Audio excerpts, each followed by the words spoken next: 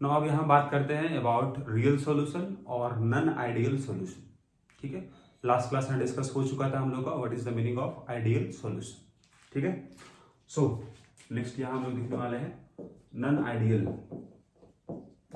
Ideal solution. किसको बोलोगे आप? इसी को बोलते हैं रियल सॉल्यूशन और रियल सॉल्यूशन।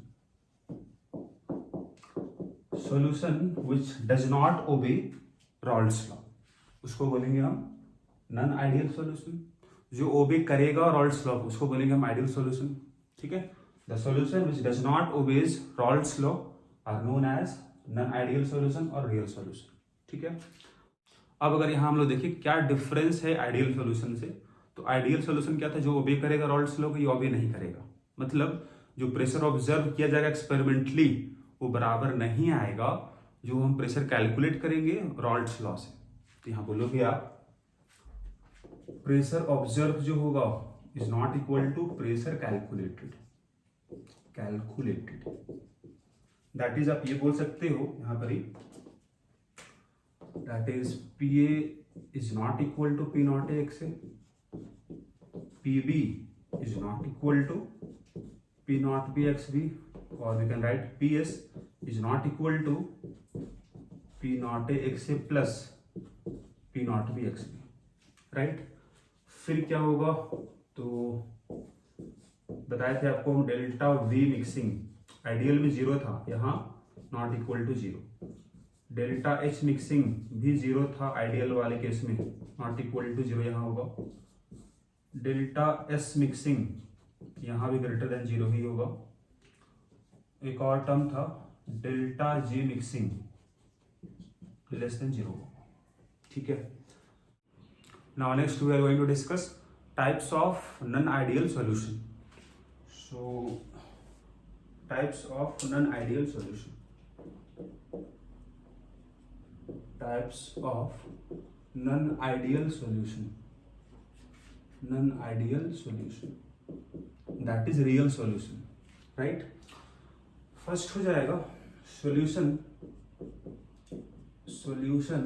showing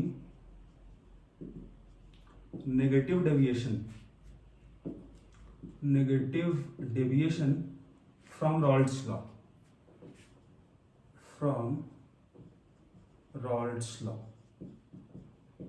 ठीक है, और दूसरा क्या होगा? Solution showing positive deviation from Rawls law. Right, पहले हम डिस्कस करते हैं first one, that is solution showing negative deviation. Right, अब ये क्या होगा या फिर कैसे पहचान करोगे आप?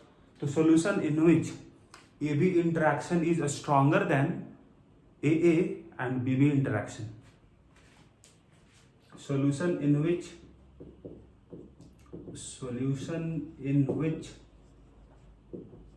ए बी इंटरैक्शन, मतलब ए बी के बीच में जो फोर्स काम करेगा, जो फोर्स डेवलप होगा वो स्ट्रांग होगा।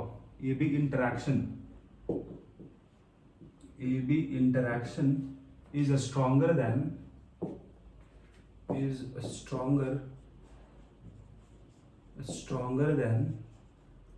AA interaction and BB interaction। ठीक है, जो फोर्स काम करेगा A और A के बीच में, B एंड B के बीच में, उससे ज्यादा होगा स्ट्रेंथ A और B के बीच में जो फोर्स डेवलप होगा उसका, तभी बनेगा आपका सॉल्यूशन शोइंग नेगेटिव डेविएशन। ठीक है, अब इसका मतलब क्या होगा? जो प्रेशर ऑब्जर्व होगा, जैसे अगर हम बात करें यहाँ प्रेशर ऑब्जर्व, ठीक है, this should be less then pressure calculated from Rawls law. इसका मतलब प्रेशर जो ऑब्जर्व किया जाएगा एक्सपेरिमेंटली वो कम आएगा आपका प्रेशर जो कैलकुलेट करोगे रॉल्स लॉ से। ठीक है, इसका मतलब ये हो जाएगा कि पी ए जो होगा less than P not A X A, P B less than P not B X B. Right, उसी तरह से हम बोलेंगे पी एस जो होगा less than P not A X A plus P not B X B. Right, ना इसके बाद हम क्या बोले थे आपको? Delta V mixing less than zero आएगा, delta H mixing less than 0 आएगा। डेल्टा एस मिक्सिंग तो ग्रेटर देन 0 है। डेल्टा जी मिक्सिंग ये भी आपका लेस देन 0 है, राइट।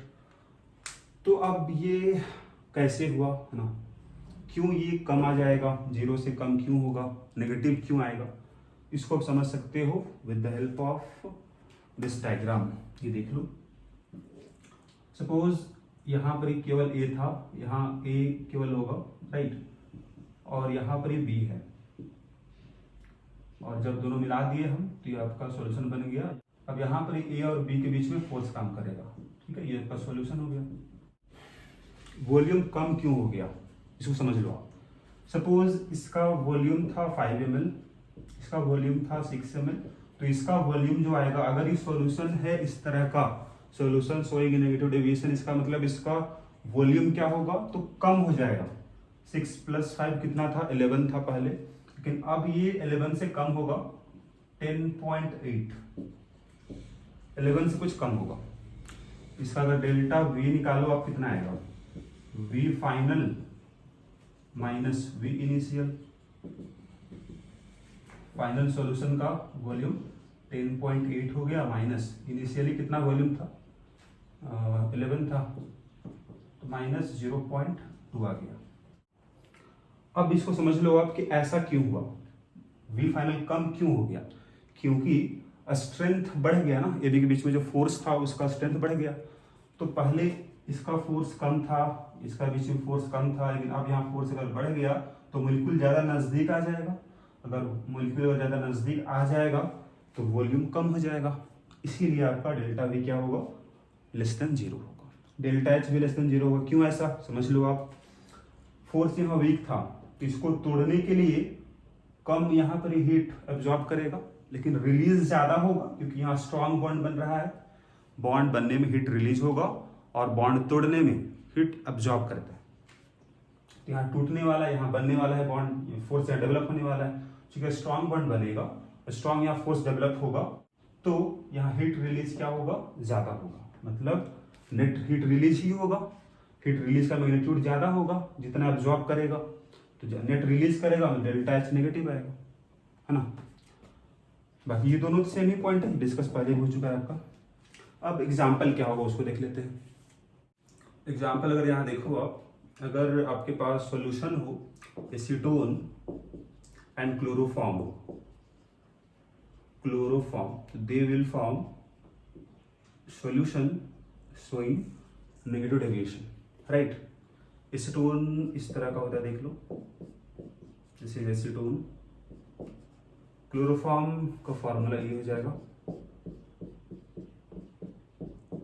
तो यहाँ पर ही सपोज ये ए हुआ, ये बी हुआ, तो दोनों मिला दिए आप, इसके पीछे फोर्स डेवलप होगा, देख लो आप, ये डेल्टा माइनस है और ये डेल्टा प्लस होगा, क्योंकि यहाँ Cl ज़्यादा इलेक्ट्रोनेगेटिव है तो इलेक्ट्रॉन विड्रॉ करेगा, है ना। तो यहाँ डेवलप होगा पार्शियल पॉजिटिव चार्ज। तो यहाँ फोर्स जो डेवलप होने वाला है that will be stronger than जो फोर्स काम करता between 2 molecules of acetone, 2 molecules of chloroform.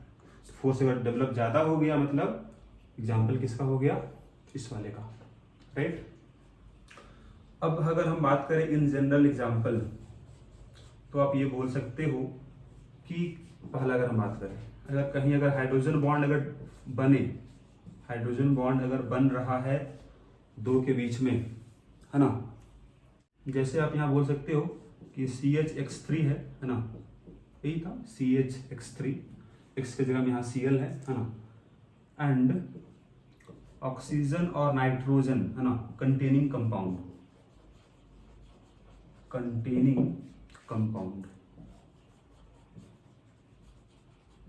तो इसके बीच में हाइड्रोजन बॉन्ड बनेगा, जैसे यहाँ ऑक्सीजन था।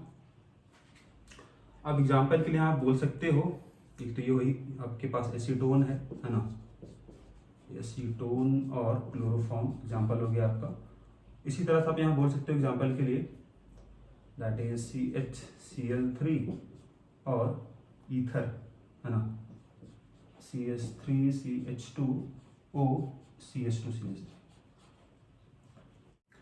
तो आपको चूंकि पता है कि hydrogen bond strong intermolecular force है, तो स्ट्रॉन्ग फोर्स अगर डेवलप होगा that solution will show negative deviation from Raoult's law, right. पहला तो एग्जाम्पल हो गया। दूसरा एग्जाम्पल एक और यहाँ लिख लो आप, सेकेंड वन बगल में लिखो आप। अगर सोल्यूशन है स्ट्रॉन्ग एसिड का वाटर के साथ, स्ट्रॉन्ग एसिड वाटर के साथ, एग्जाम्पल जैसे अगर हम बात करें यहाँ HCl है और वाटर है ना, HNO3 है और वाटर है, they will also form solution showing negative deviation from Raoult's law, right. अब अगर हम बात करें इसका कर्व, जैसे हम बताए थे आपको आइडियल सॉल्यूशन के लिए, अब इसका कर्व कैसा होगा उसको देख लेते हैं। तो पहले यहाँ देख लो आप, आइडियल के लिए हम क्या बताए थे, जैसे मान लेते हैं यहाँ पर x से a 0 था, यहाँ मोल फ्रैक्शन ऑफ a आपका 1 है, यहाँ xb 1 है, यहाँ xb 0 है, xb चूंकि 1 है तो कहीं पर यहाँ पर ही p0 b हो जाएगा, यहाँ कहीं पर ही p0 a हो जाएगा, राइट। अगर आइडियल सॉल्यूशन होता तो स्ट्रेट लाइन बनता, कर्व स्ट्रेट लाइन बनता, आइडियल होता तब, लेकिन ये आइडियल तो नहीं है। अगर आइडियल नहीं है तो फिर कर्व कैसा बनेगा। यहाँ पर क्या बोला गया है, फोर्स डेवलप यहाँ ज्यादा होने वाला है आपका ए और बी के बीच में, तो वेपर्स कम बनेगा, वेपर कम बनेगा मतलब प्रेशर कम होगा, तो प्रेशर कम होगा तो ये कर्व कुछ नीचे आ जाएगा इस तरह का, है ना। आइडियल वाले कर्व के नीचे बना हो गया, इसीलिए इसको बोलते हैं हम लोग negative deviation from Raoult's law, ठीक है। तो यहाँ पर ये जो कर्व आप दिख रहे हो आप सॉलिड लाइन में, this is showing negative deviation, right. और डॉटेड लाइन में जो है that is showing ideal case, right. Now next हम बात कर लेते हैं आपका सेकंड वन, है ना। सेकंड वन क्या था, solution showing positive deviation from Raoult's law. ये कब होगा, solution in which AB interaction is weaker than AA and BB interaction, ठीक है। यहाँ लिखोगे आप solution having AB interaction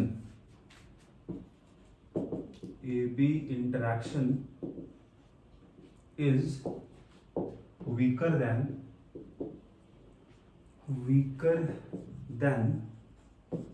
AA and BB interaction। तो यहाँ बिल्कुल उल्टा हो जाएगा नेगेटिव वाले का, तो वहाँ प्रेशर कम हो गया था, प्रेशर बढ़ जाएगा, तो बोलोगे आप that P observed जो होगा greater than P calculated from Raoult's law, that is PS greater than होगा P naught A XA plus P naught B XB, right।